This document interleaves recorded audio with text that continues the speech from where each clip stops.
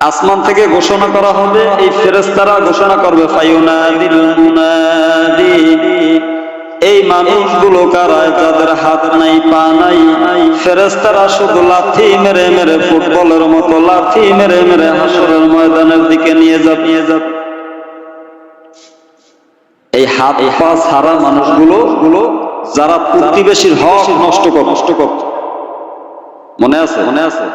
এরপরে 2 নাম্বার বিষয় ছিল কি?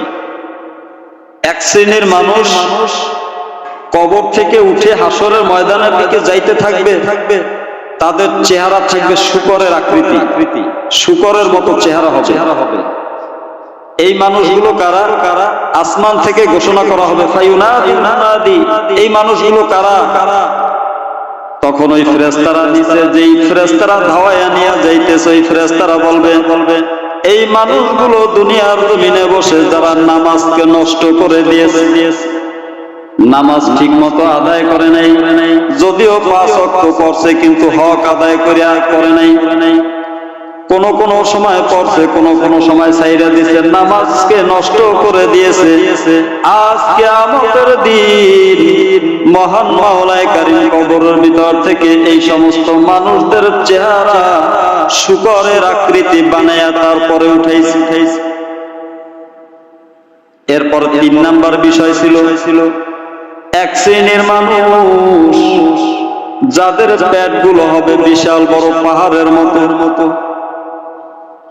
গত জুমার আলোচনা মনে আছে? এই গেল 3 নাম্বার বিষয়বস্তু। যাদের পেটগুলো বিশাল বড় পাহাড়ের মতো হবে, আসমান থেকে ঘোষণা করা হবে, ফায়ুনাদিল মুনাদি, এই মানুষগুলো কারা? তো যারা ধাক্কাইয়া নিয়ে যাইবে তারা বলবে যে এই মানুষগুলো দুনিয়ার জমিনে বসে যাকাত আদায় করে নাই, সম্পদের যাকাত আদায় করে নাই, সম্পদ আল্লাহ দিছিল কিন্তু আল্লাহর রাস্তায় ব্যয় করে নাই, গরিব ইতিম মিসকিনদেরকে দেয় নাই, শুধু নিজে খাইয়া পেট ভরছে। আজ কিয়ামতের দিন তাদের পেটগুলো আল্লাহ তাআলা বিশাল বড় পাহাড়ের মতো বানাই দিছে। এই আলোচনাটা ছিল গত জুমায়, মনে আছে? এরপরে আসেন 4 নাম্বার বিষয়, 12টা দল, মনে আছে তো? মনে রাখেন 12টা দল, এক জুমা এক একটা দল নিয়ে আলোচনা হইতেছে।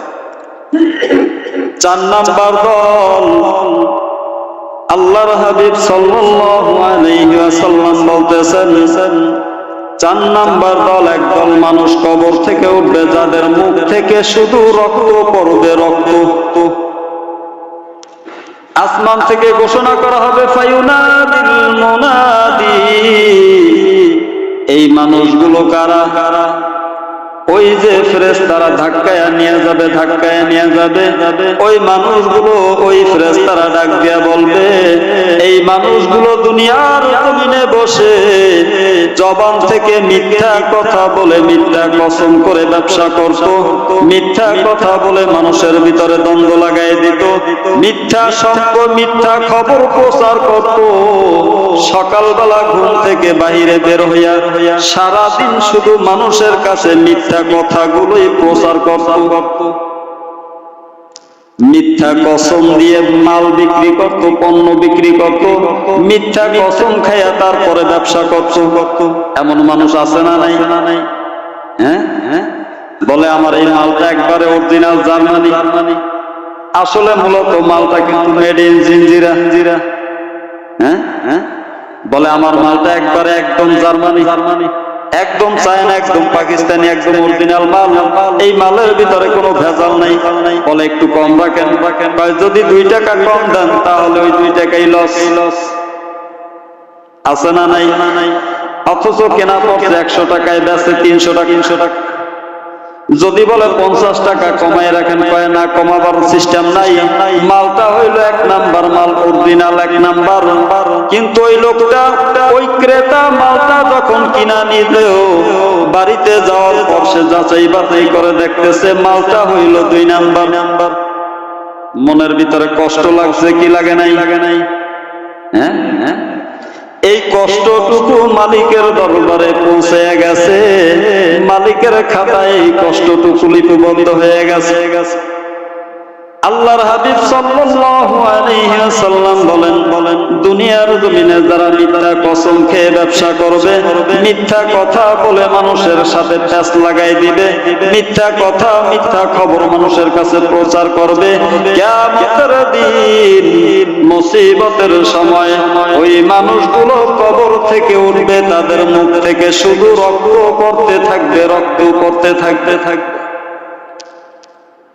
আল্লাহ রাব্বুল আলামিন বলতেছেন ওয়ালা তালবিসুল হাক্কা বিল বাতিলি ওয়া তাকতুমুল হাক্কা ওয়া আনতুম তা'লামুন।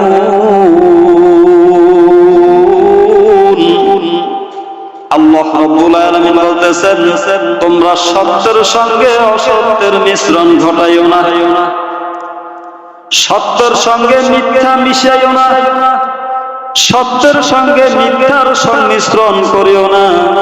জেনে রাখো সত্য যদি তোমরা গোপন করে মিথ্যাকে প্রচার করো, মিথ্যাকে সত্য, সত্যকে মিথ্যা দিয়া ঢাইকা রাখার জন্য যতই চেষ্টা করো না কেন, আল্লাহ রাব্বুল আলামিন বলতেছেন এই সত্যকে গোপন করিয়া মিথ্যা কথা প্রচার করার জন্য কাল কিয়ামতের দিন মুসিবতের সময় ওয়ালাহুম আযাবুন আলীম।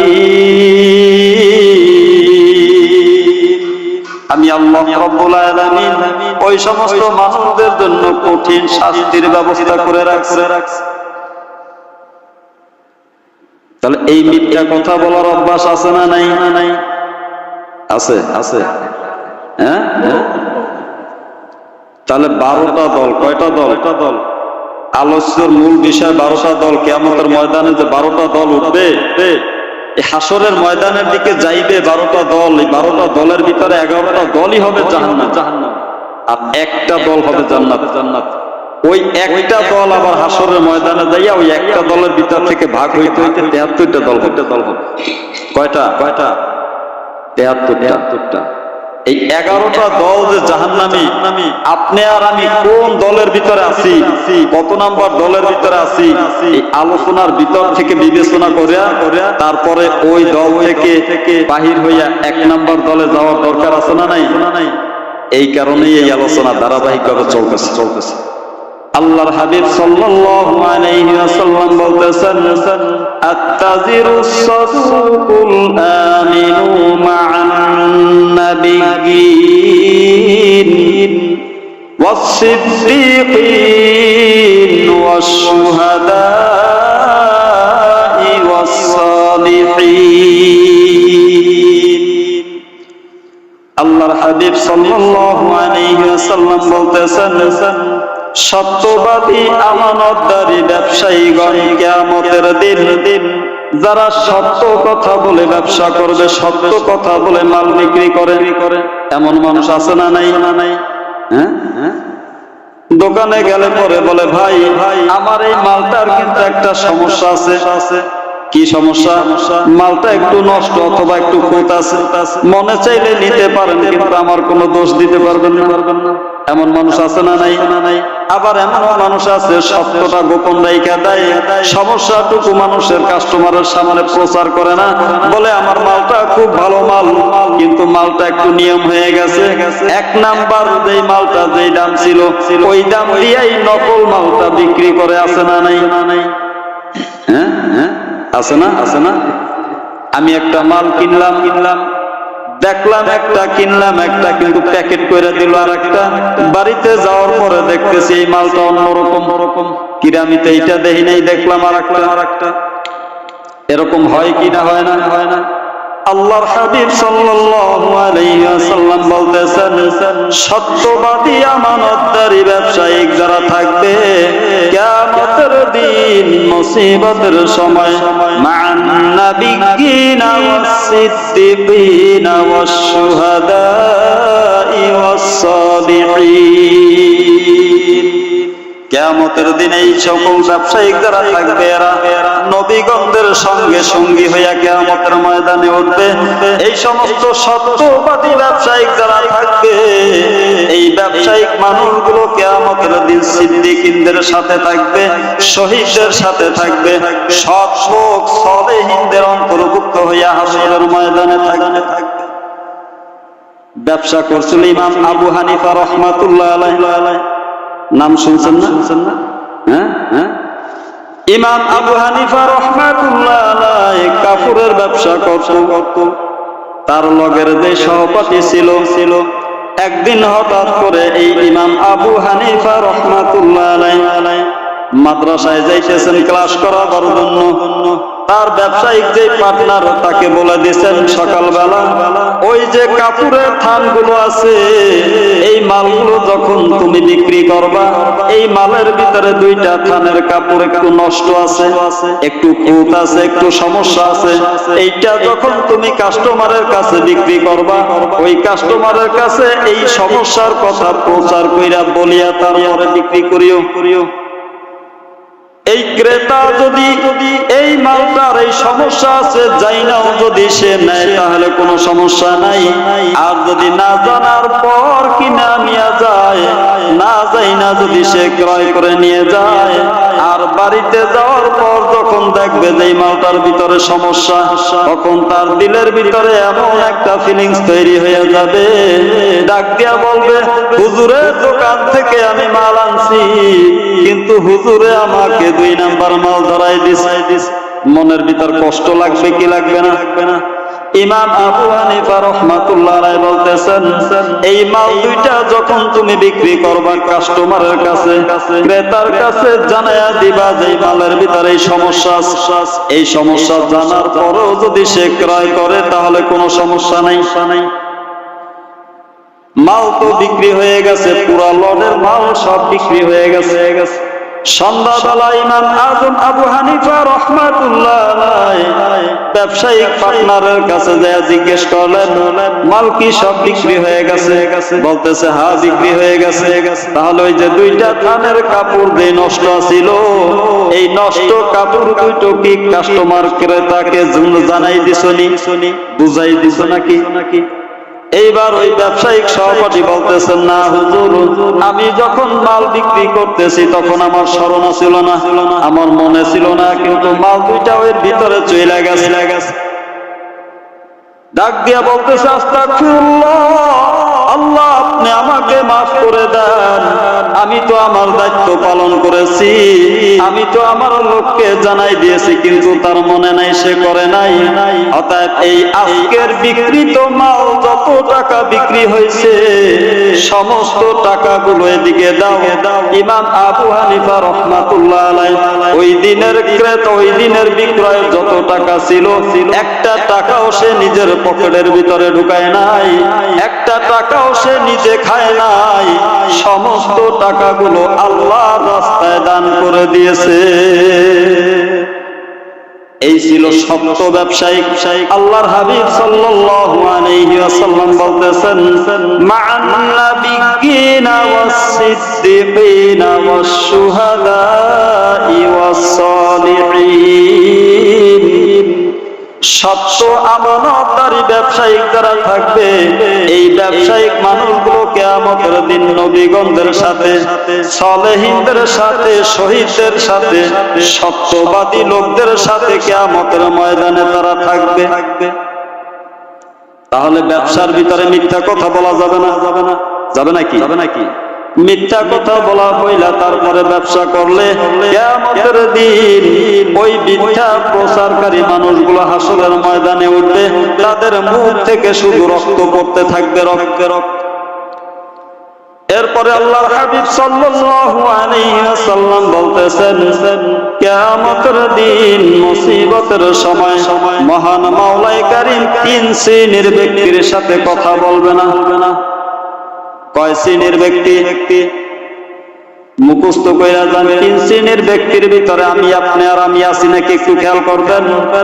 3 শ্রেণীর ব্যক্তির সাথে আল্লাহ তাআলা কথা বলবে না, এমনকি তাদের দিকে দৃষ্টিও দিবে না, এমনকি তাদেরকে পবিত্র করবে না, অপবিত্র অবস্থায় তাদেরকে অন্যদিকে ফিরাই দিবে।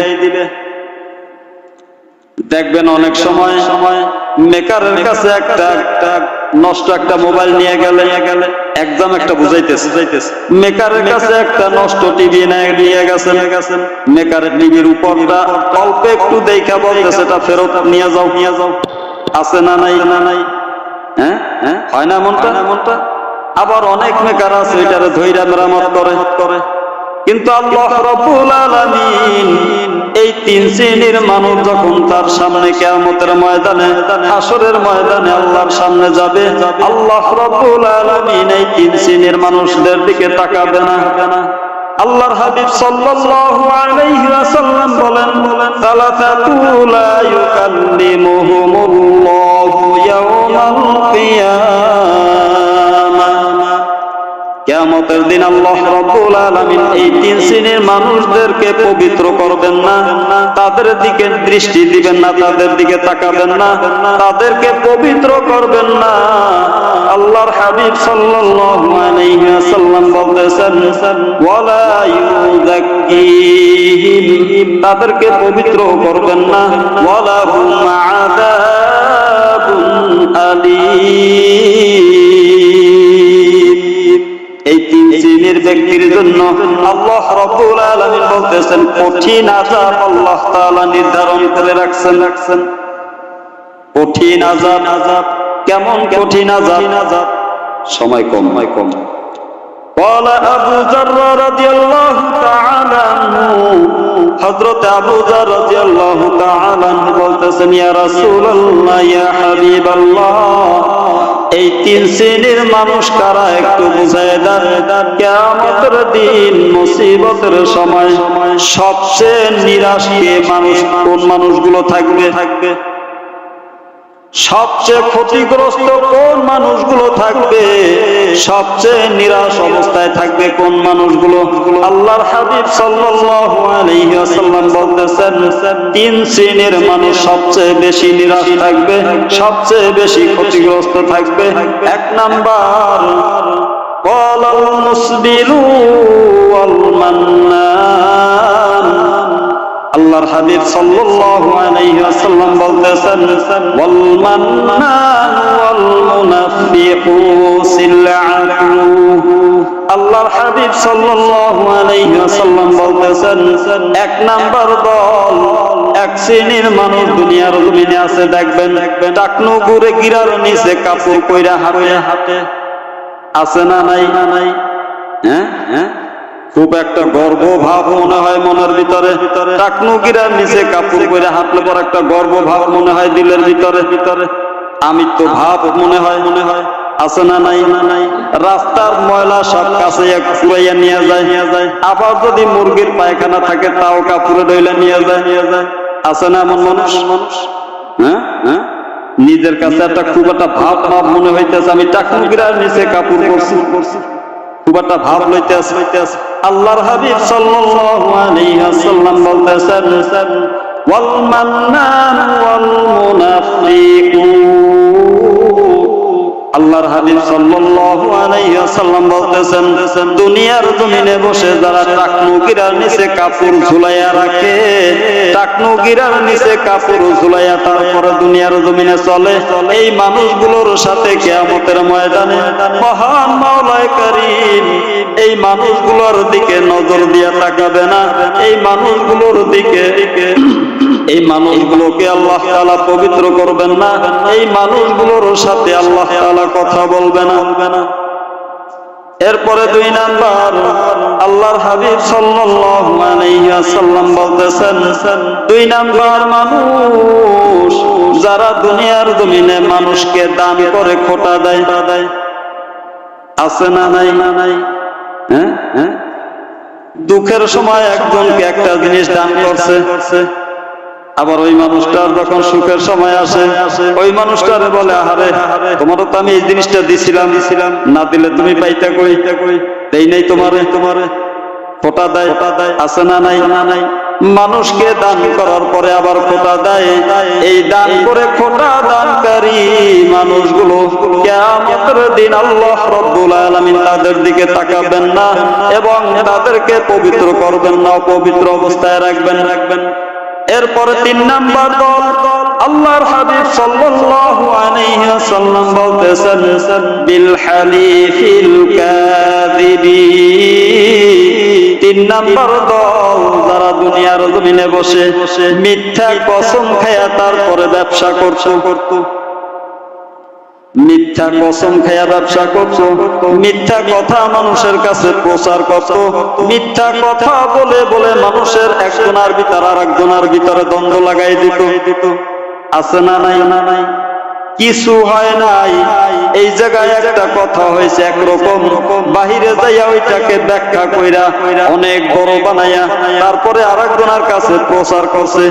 ওই লোকটা এই লোকটার ভিতরে দ্বন্দ্ব লাগাই দিছে। এমন মানুষ আছে না নাই? হ্যাঁ, আছে না? এর চোখের সামনে প্রমাণ, এই গতকালকের ঘটনা। এখানে কথা হয়েছে একরকম, বাহিরে যাইয়া আরেকজনের কাছে অন্যরকম ভাবে বানাইয়া প্রচার কইরা তারপরে ওই লোকটা আর এই ভিতরে মনে করেন একটা প্যাঁচ লাগাই দিছে, দ্বন্দ্ব। এমন মানুষ আছে না সমাজের ভিতরে? আল্লাহর হাবিব সাল্লাল্লাহু আলাইহি ওয়াসাল্লাম বলতেছেন এই সকল মানুষ, এই 3 শ্রেণীর মানুষ কিয়ামতের ময়দানে উঠবে লজ্জিত অবস্থায়, খুব ক্ষতিগ্রস্ত অবস্থায়, নিরাশ অবস্থায় থাকবে। মহান মাওলায়ে কারীম এই 3 শ্রেণীর মানুষদের দিকে নজর দিয়ে তাকাবে না, আর তাদেরকে পবিত্র করবে না, অপবিত্র অবস্থায় রাখবেন। আল্লাহর হাবিব সাল্লাল্লাহু আলাইহি ওয়াসাল্লাম বলতেছেন ওয়ালাহুম আযাবুন আলীম, এই 3 শ্রেণীর মানুষদের জন্য কঠিন শাস্তির ব্যবস্থা রয়েছে। মহান মাওলায়ে কারীম কঠিন শাস্তির ব্যবস্থা রাইখা দিয়েছেন।